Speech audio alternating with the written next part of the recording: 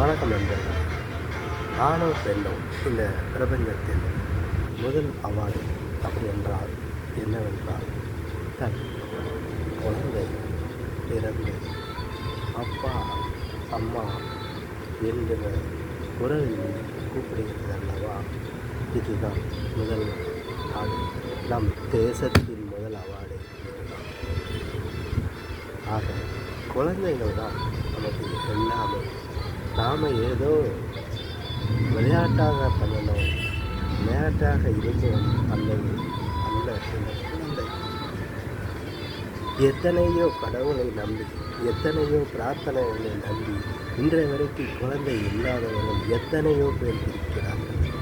ஆனால் பிறந்த குழந்தையை என்னமோ அன்பா பாசமா, பாப்பா என் தங்கமே, என் தங்கத்தின் தங்கமே, என் சொர்க்கமே, எனது வாரிசு, அடுத்தது எல்லாம் நீதாண்டா என கொஞ்சுகிறேன். 5 வயதில் டேய் நில்லுடா என்கிறோம்.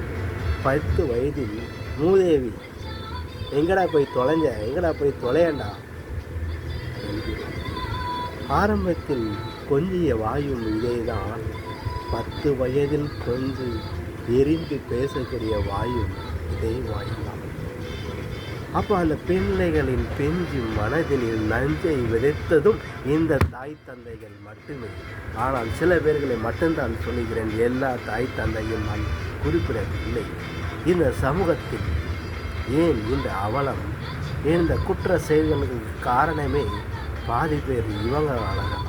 அன்பு தாங்க கடைசி வரைக்கும் ஒரு மனிதனையே மாற்றும். ஒரு கைதியாக இருந்தாலும் சரி, ஒரு குற்றவாளியாக இருந்தாலும் சரி, அவனிடம் எவ்வளோதான் அடித்து கேட்டாலும் வச்சாலும் அன்பாக பேசுகிறவங்க எத்தனை பேர் இருக்கிறாங்க. அன்பு தான் கடைசி வரைக்கும் வெல்லும். அந்த அன்பால் பேசி பாருங்க, அரவணைக்கு. நீங்கள் என்னமோ விளையாட்டப்பா நினைக்காது. குழந்தைகள் இவங்க நமக்கு சோறு போட போகிறான், இவங்க நமக்கு கஞ்சி ஊற்ற போகிறான், கடைசியெல்லாம் நமக்கு காலம் போகிறப்ப நம்ம பொண்டாட்டியும் புருஷன் பொண்டாட்டியும் மட்டும்தான் நினைக்கிறோம் இல்லையா? அது தப்பு. நீங்கள் நடந்துக்கிட்ட விஷயத்தில் தான் இருக்குது. இன்றைக்கி 5 வயசு பையனை பார்த்தீங்கன்னா 2025 ரொம்ப மெச்சூரிட்டியாக இருக்கிறான். இதே 1980 பார்த்தீங்கன்னா அந்த மெச்சூரிட்டிக்கும் இப்போ உள்ள மெச்சூரிட்டிக்கு பாருங்கள், பயங்கர வித்தியாசம் இருக்குது. அந்த 5 வயசு பையன் எங்கப்பா போயிட்டு வந்தேன்னு கேட்கான். இதே அப்போ கேட்கவே மாட்டாங்க, அவங்க பாட்டு விளையாட்டு அது ஒன்று கேட்டுட்டு இருந்தாங்க. ஆனால் இந்த காலத்தில் பாருங்கள், பயங்கர மெச்சூரிட்டி. அப்போ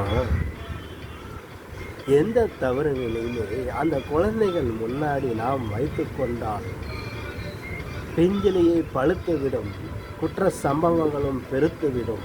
இந்த காலகட்டாயத்தில் நடந்து கொண்டு இருக்கிறது.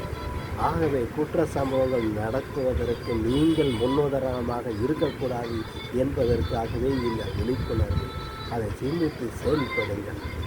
ஆக முதல் அவார்டு உங்கள் குழந்தை தான்.